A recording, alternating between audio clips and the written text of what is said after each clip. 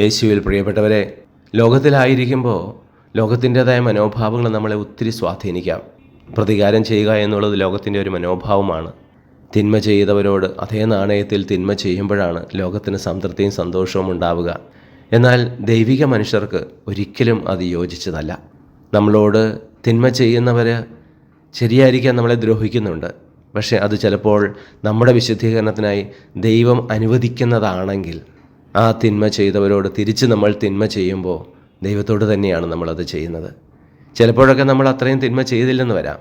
പക്ഷേ പിണങ്ങി നടക്കുക, അകൽച്ച പാലിക്കുക, അങ്ങനെയൊക്കെ ചെയ്തും നമ്മൾ ദൈവത്തിനെതിരെ പ്രവർത്തിക്കുന്നു, പാപം ചെയ്യുന്നു. തിന്മയെ നന്മ കൊണ്ട് കീഴടക്കുമ്പോഴാണ് നമ്മൾ ദൈവിക മനുഷ്യരായി തീരുക.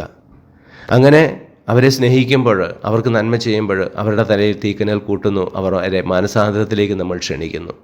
ഈശോയ്ക്ക് മുൻകൂട്ടി അറിയാമായിരുന്നു യൂദാസ് തന്നെ ഒറ്റുകൊടുക്കുമെന്നും പത്രോസ് തള്ളി പറയുമെന്നും. എന്നിട്ടും അവരുടെ പാദങ്ങൾ കഴുകി ചുംബിച്ചു.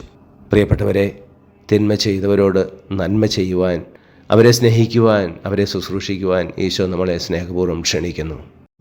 സ്നേഹനാഥനായ ഈശോയെ, ഞങ്ങളോട് തിന്മ ചെയ്യുന്നവരോട് നന്മ ചെയ്തുകൊണ്ട് അവരോട് ക്ഷമിച്ച് ദൈവമേ, അങ്ങയുടെ പദ്ധതി ഞങ്ങളിൽ പൂർത്തിയാകാൻ ഇടയാകട്ടെ. ഞങ്ങളെ അനുഗ്രഹിക്കുമാറാകണമേ, ഇപ്പോഴും എപ്പോഴും എന്നേക്കും. ആമേൻ.